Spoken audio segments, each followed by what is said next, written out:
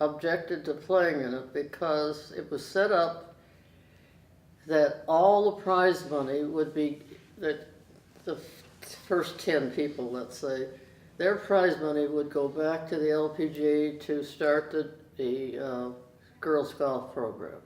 And some of them objected to that, our players.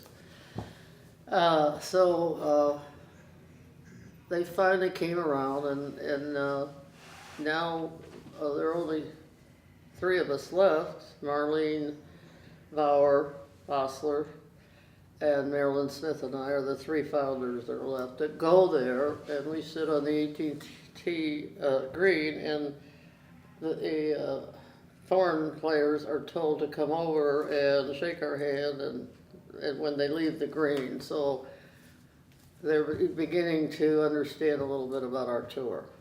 You were here 2 years ago. We had a luncheon here, which Yes. was fabulous. It was. And you said to me later, you said, you know, Debbie, I think that filming that really opened some doors for me. So what has happened to you since you were here 2 years ago? I've seen on Facebook you've given speeches. Gosh, the 3 units of the video that you made has been shown a lot on Facebook.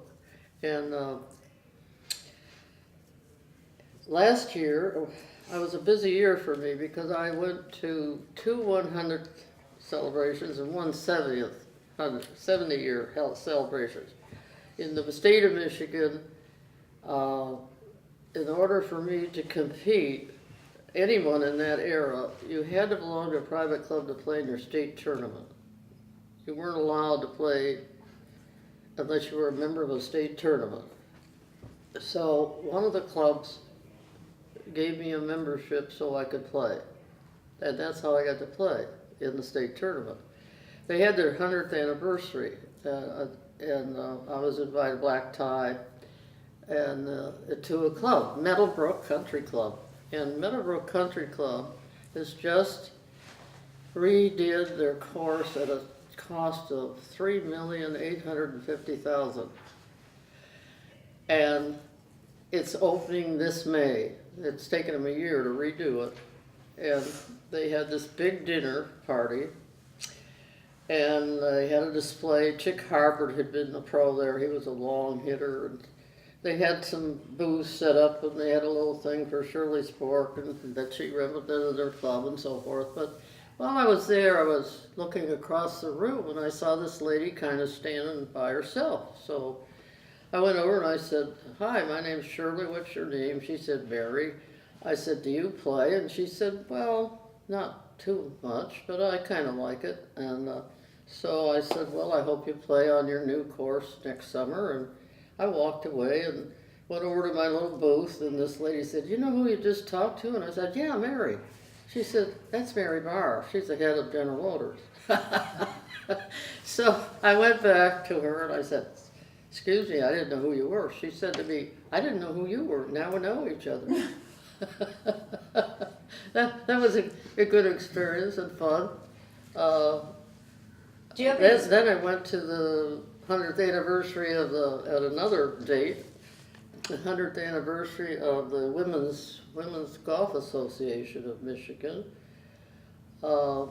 And some of the past champions were there, and they were having the state championship at the time, so I got to talk with all the competitors, of course, of which are mostly college students who are competing in the state championship, which is great.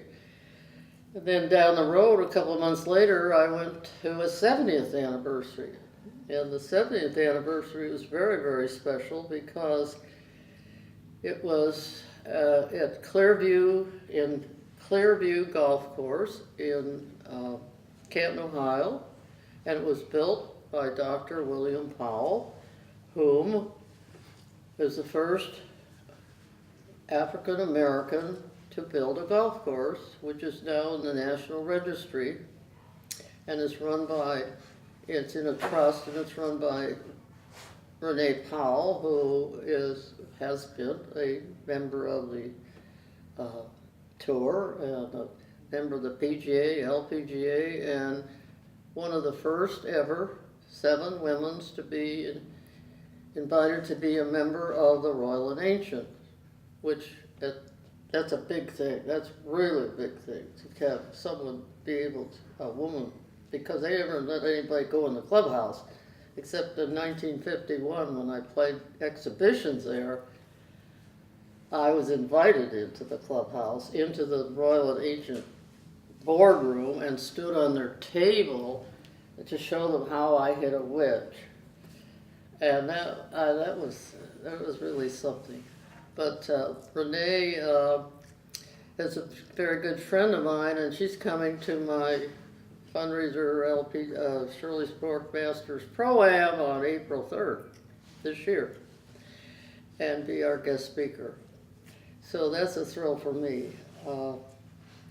Along with the LPGA, as I mentioned before, we have, because we're global, I think, here I must read it to you, that in 2016 we had 18 different winners from 12 countries, and 45 countries are represented on the tour, and that the average age of a winner is 22. Wow. And we are really, really global with our membership. And the teaching division is, we have a global division now. I keep having to go back and ask you, did you ever dream when there was just 13 of you signing up for your WPGT, no. it'd be this big? I just think that down the road we thought, gee, this is great, we can travel and see this country. We drove 40,000 miles a year, but we would look at where we were going to go next week or 2 weeks from now, and we'd read about that town and what was there, and then we could go see it. So we were learning about our country, and we're able to stay many times at the club. They would offer housing, and we got to learn and enjoy new friendships. And I could say that I could go to any state in this country and find a friend. Isn't that something?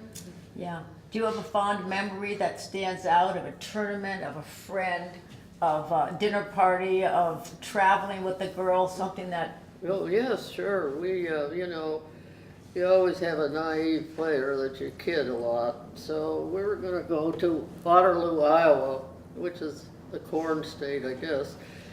And we talked for weeks ahead of time about going on a snipe hunt. And we got together and we were going to kid this person, and we said, no, we got to practice our snipe hunt call. And we'd make these sounds, and we'd tell her, now you practice, because when we get to Waterloo, you're going to get your snipe. So we got to Waterloo, and we drove her out into a cornfield and left her with a sack and a flashlight. And about an hour later, we went back and said, did you get your snipe? No, I didn't get my snipe. Well, Mickey Wright got hers.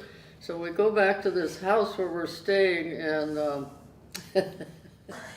Mickey Wright had gone down to the butcher shop and bought a chicken and had him take the feathers off and let the feet and the head on.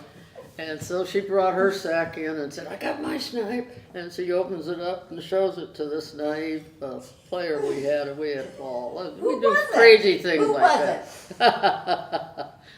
You wouldn't know the person.